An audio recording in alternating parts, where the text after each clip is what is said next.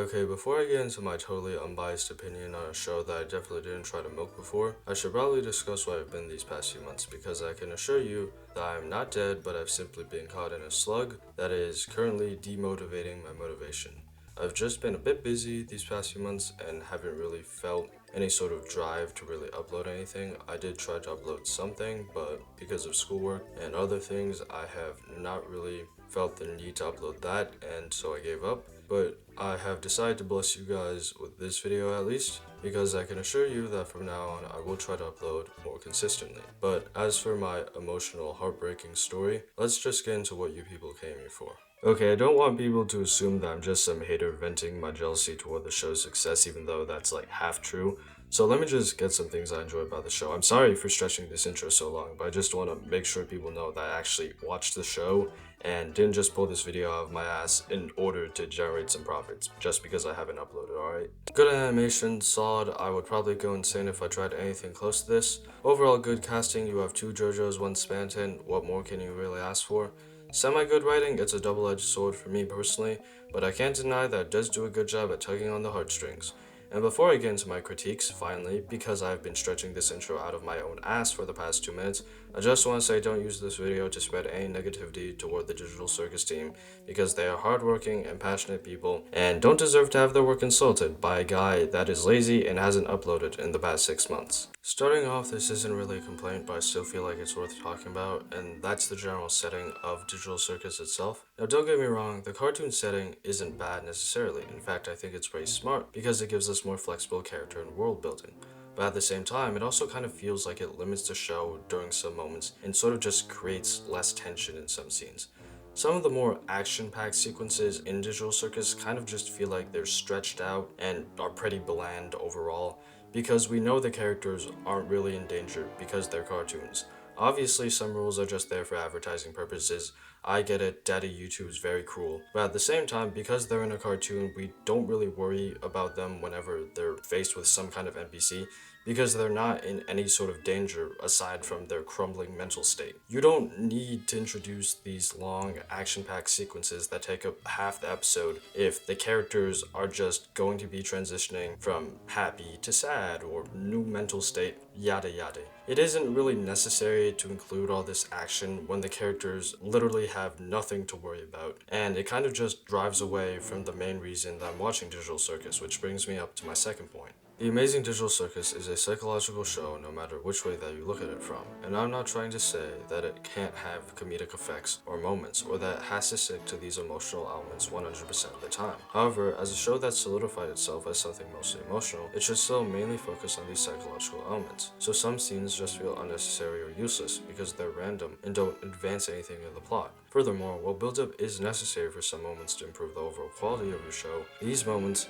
should not steal the show or divert the viewer's attention to something completely irrelevant. Cartoon, yes, and am I taking this a bit too seriously? Also yes, but stalling or feeding into a generic formula is not something that I expect of a show like Digital Circus. The comedy shouldn't be badly timed, and dark elements shouldn't be randomly inserted. I want it to go beyond my expectations, but the show needs to do that efficiently. And I know this sounds insulting, but Digital Circus is still an indie show that's limited to 9 episodes, and I want to make the most of what it has, not stall and end up wasting its potential on just a random gag to make me laugh that isn't even all that funny most of the time. Now, I would be wrong to assume that the plot or execution of said plot is what makes or breaks everything for Digital Circus as a show. These elements are important, and I've definitely not been nitpicky on these elements for the past few minutes to stretch this video out to the 10-minute mark, but they don't make up everything in a good story. And to me, the most important part of any amazing story are the characters. Characters are important because they give us a way of interacting, connecting, and most importantly, interested in the story, in the ways that they interact with others, in the ways that they react to conflicts, and how they deal with their current situation.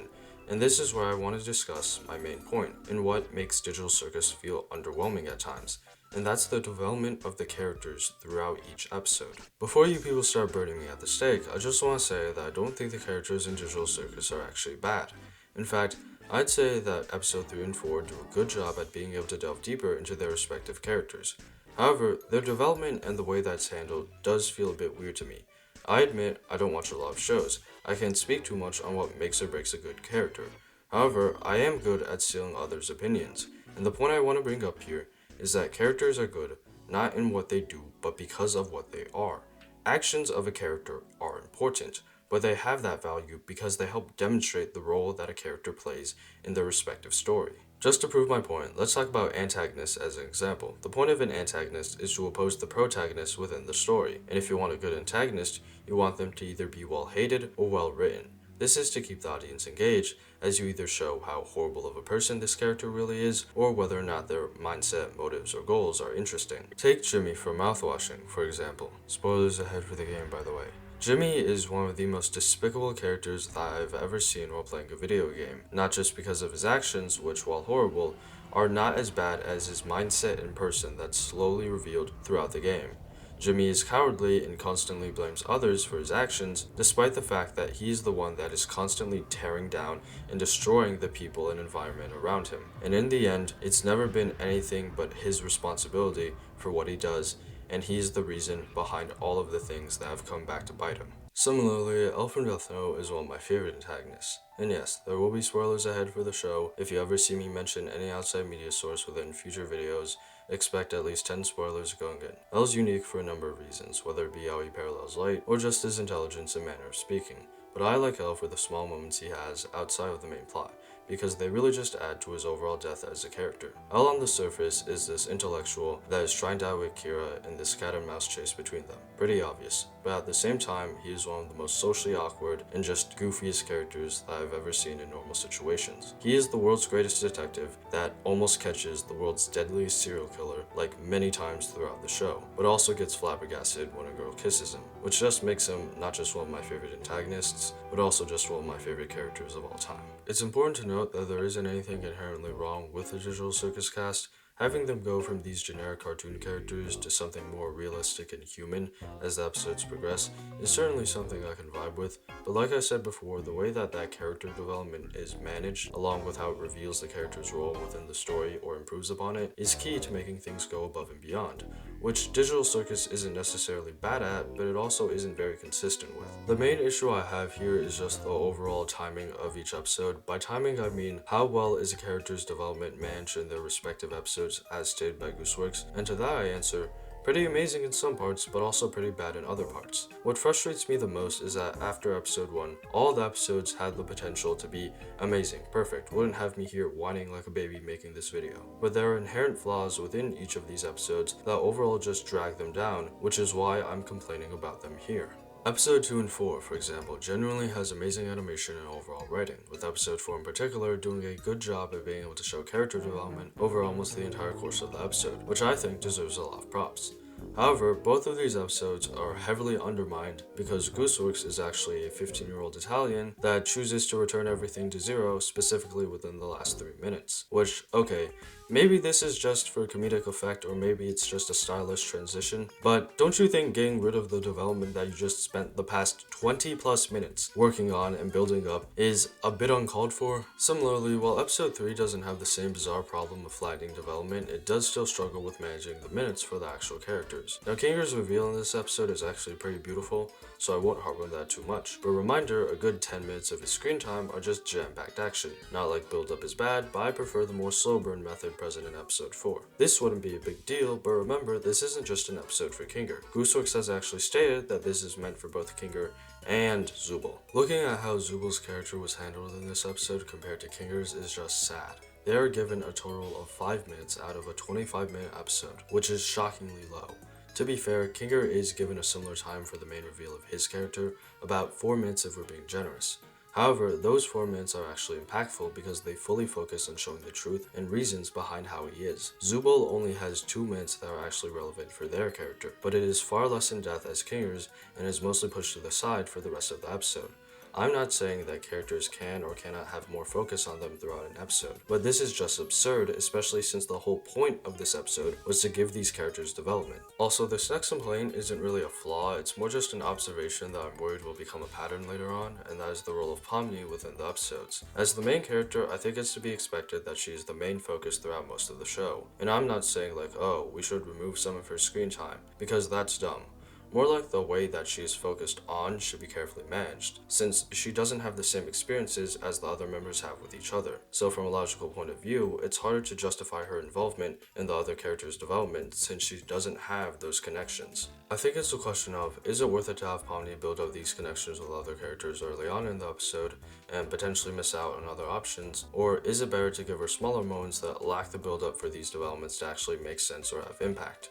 Her moments with Gangle, for example, aren't bad, but I feel like Zubul would have made more sense here, especially considering their deeper connections and lack of development in the previous episode. It's not like Pomni can't be involved, I just feel like she shouldn't be prioritized over other characters, because there are certainly characters that match and develop each other better than someone that they've only known for around a week at this point. This is probably also the reason why Jax and Kane are some of my favorite characters, despite both usually not being the main focus. They aren't perfect, but I feel like the gradual build-up in the small moments that they do get is done really well, because of the contrast that it provides to their previously established characters. Jax can be an insensitive troublemaker most of the time, but is surprisingly grounded when placed in more realistic situations. That makes me interested in seeing why he acts the way he does. Furthermore, Kane may seem generic, but is very dynamic when he isn't putting on a show, and the fact that he even calls into question his own existence when people start poking holes in his logic is both interesting and horrifying because we don't know what he's capable of when pushed too far. Him being oblivious to the other circus members also makes a lot more sense when you realize that he's an AI and still doesn't really understand human emotion, and that might just be the central idea that Digital Circus is trying to convey to us. Maybe I'm digging a bit too deep into this, but I think the overall message of Digital Circus is about our existence within life itself. We as people live in a world that can feel so far off and without much purpose within. But the value from that is recognizing the traits that make us and everyone else human. It shouldn't be about staying in a situation where you can't move on or don't fully understand yourself, because that's not what life is about. The beauty of life is finding the strength and support to move on, to form connections that keep us together even when we're lost, and most importantly, to discover the value in a circus of a world that we live in. In the end, Digital Circus is still a good show, and I'm wishing it nothing but success in the future. I'm just making this because despite all the good, Digital Circus still has its flaws that no one seems to be able to recognize.